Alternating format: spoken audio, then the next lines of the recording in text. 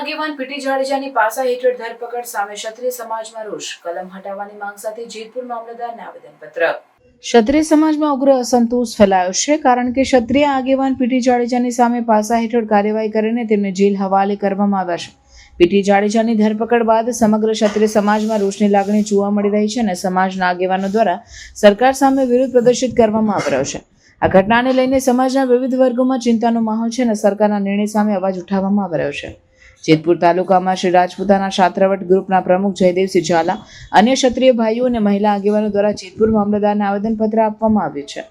આવેદનપત્રમાં PT Jadeja સામે લાગુ કરાયેલ પાસાની કલમ તાત્કાલિક હટાવવાની માંગ કરવામાં આવે છે। આગેવાનોનું કહેવું છે કે પીટી જાડેજા પર થયેલી કાર્યવાહી અન્યાયપૂર્ણ છે અને સમાજના હિતોમાં નુકસાનકારક છે। ક્ષત્રિય સમાજના આગેવાનો અને સભ્યો દ્વારા જેલ બહાર અને સરકારી કચેરીઓ પર શાંતિપૂર્ણ વિરોધ પ્રદર્શન કરવામાં આવી રહ્યા છે।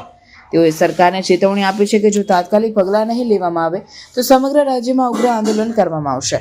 મહિલાઓ અને યુવાનો પણ આ વિરોધમાં સક્રિય રીતે જોડાયા છે। આ ઘટનાએ જેતપુર સહિત સમગ્ર વિસ્તારમાં ક્ષત્રિય સમાજમાં એકતા અને જાગૃતિનું માહોલ ઊભું કર્યું છે। આગેવાનો અને સમાજના સભ્યો સરકાર સામે એકજૂથ થઈ પોતાના હિત માટે લડત આપવાની તૈયારીમાં છે। હવે તમામની નજર સરકારના આગામી નિર્ણય પર છે। હાલમાં જે પીટી જાડેજા સાહેબની જે ધરપકડ કરી છે સરકારે, જે પાસાની કલમ લગાડી છે, તો અમારે જેતપુર રાજપૂત ક્ષત્રિય સમાજ વતી અમે આવ્યા છીએ અને અમારું કહેવાનું એટલું જ છે કે પીટી જાડેજા સાહેબને એક તો જામીન મળવા જોઈએ અને બીજું કે એની પાસાની કલમ હટાવવી જોઈએ। કોઈ એવો મોટો ગુનો નથી કર્યો એને, જેને તમે જામીન પણ નથી આપતા અને પાસાની કલમ લગાડેલી છે, અને એ અમારા સમાજ માટે હરેક જગ્યાએ ઉપયોગી છે અને સારા આગેવાન છે। અને સમાજમાં ઘણા સમૂહ લગ્ન છે, ઘણા મોટા આયોજન છે જે પીટી જાડેજા સાહેબ કરે છે। તો અમારી સરકાર માટે એટલી જ માંગ છે કે ભાઈ એ લોકો એને જામીન આપે અને કલમ હટાવે।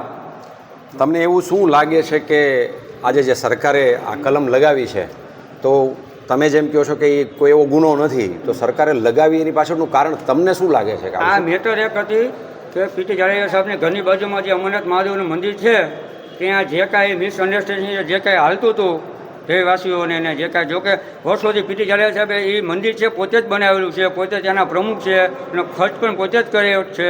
અચ્છા, મંદિરવાળી જે ઘટના છે, જે બન્યું છે, કાંઈ પણ જૂનું છે, કેટલો સમય થયો હશે?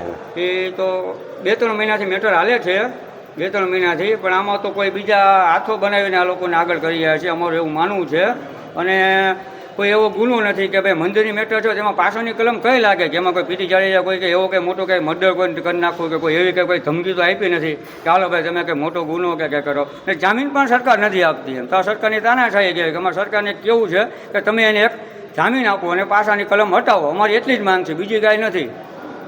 આજે તમને એવું લાગે છે કે એ સમાજને સંગઠિત કરી અને સરકારને પ્રશ્નો પૂછે છે એટલે પણ આવું એની સાથે કરવામાં આવ્યું હોય? હા, એવું પણ હોઈ શકે કે કારણ કે પીટી જાડેજા સમાજ માટે સમૂહ લગ્ન છે, ભૂચરમોરીમાં સાતમરે બહુ મોટું ભવ્ય આયોજન કરે છે, એ સિવાય પણ ઘણા છે જ્યાં પીટી જાડેજા આવે છે અને જે નીડર છે, અમારા નેતા જેમ કહેવાય કે નીડર નેતા છે, કોઈથી બીતા નથી। એની હિસાબે તમે કહો છો તેમ વાત સાચી છે। કદાચ એવું પણ હોઈ શકે કે ભાઈ કોઈને નડતા હોય ને વચમાં એક રસ્તો કરતા હોય કે ભાઈ આપણે નડતર રૂપ છે, કેવી રીતે પણ બની શકે। જય માતાજી।